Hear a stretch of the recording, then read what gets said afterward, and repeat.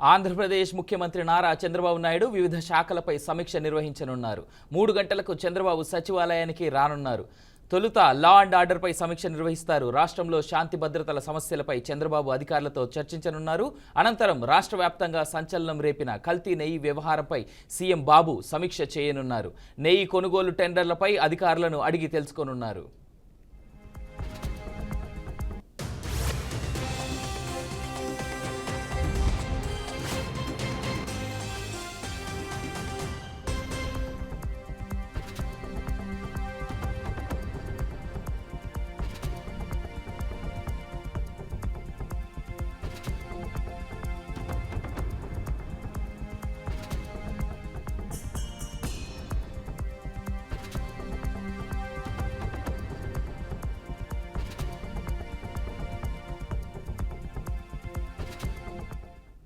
ఆంధ్రప్రదేశ్ ముఖ్యమంత్రి నారా చంద్రబాబు నాయుడు వివిధ శాఖలపై సమీక్ష నిర్వహించనున్నారు. 3 గంటలకు చంద్రబాబు సచివాలయానికి రానున్నారు. తొలుత లా అండ్ ఆర్డర్పై సమీక్ష నిర్వహిస్తారు. రాష్ట్రంలో శాంతి భద్రతల సమస్యలపై చంద్రబాబు అధికారులతో చర్చించనున్నారు. అనంతరం రాష్ట్ర వ్యాప్తంగా సంచలనం రేపిన కల్తీ నెయ్యి వ్యవహారంపై సీఎం బాబు సమీక్ష చేయనున్నారు. నెయ్యి కొనుగోళ్లు టెండర్లపై అధికారులను అడిగి తెలుసుకోనున్నారు.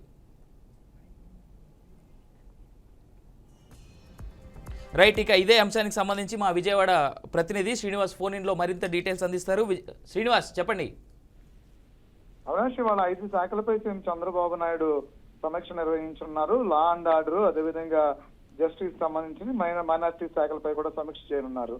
అంతేకాకుండా స్పోర్ట్స్ అండ్ హ్యాండ్లూమ్స్ దానికి సంబంధించి, టెక్స్టైల్స్ సంబంధించి పూర్తిస్థాయిలో సమీక్ష చేయనున్నారు. ఈ సమీక్ష అనంతరం దీనికి సంబంధించి విభిన్న ప్రతిభావంతులైన సంక్షేమంపై చంద్రబాబు నాయుడు గతంలోనే కొన్ని వాగ్దానాలు చేసిన నేపథ్యంలో దానిపైన కూడా సమీక్ష చేయనున్నారు. అంతేకాకుండా పూర్తిగా దీనికి సంబంధించి ఏదైతే తిరుమల తిరుపతి దేవస్థానం సంబంధించిన కల్తీ నెయ్యి వాడకం, అదేవిధంగా లడ్డూ తయారీలో జరిగినటువంటి అవకతవకలు, దాని మీద ఇప్పటికే పెద్ద ఎత్తున రాద్ధాంతం జరుగుతున్న నేపథ్యంలో దాని మీద అధికారులతో మరొకసారి సమీక్ష చేయనున్నారు. రానున్న రోజుల్లో ఎలాంటి పునరావృతం కాకుండా ఉండే విధంగా, అంతేకాకుండా అక్కడ జరిగినటువంటి కల్తీకి సంబంధించినటువంటి ఏదైతే విధానం ఉందో దానికి సంబంధించిన ఇప్పుడే శాఖాపరమైన చర్యలను కూడా చేపట్టడానికి ప్రభుత్వం సిద్ధమవుతున్న నేపథ్యంలో దాని మీద సమీక్ష చేయనున్నటువంటి నేపథ్యం కూడా కనిపిస్తుంది. దీనికి సంబంధించి పూర్తి స్థాయిలో చంద్రబాబు నాయుడు తన ట్రేడ్ మార్క్ పరిపాలన ఏదైతుందో ఆ పరిపాలన కొనసాగించాలనే అంశం మీద ముందుకెళ్తున్న నేపథ్యం కనిపిస్తుంది. అంతేకాకుండా అధికారులందరితో కూడా పూర్తి స్థాయిలో ప్రతిరోజు కూడా సమీక్షలు ఉండే విధంగా కూడా అన్ని అంశాల మీద, కీలక అంశాలు ఏవైతే ఉన్నాయో, గత ప్రభుత్వం తీసుకొచ్చినటువంటి నిర్ణయాలు,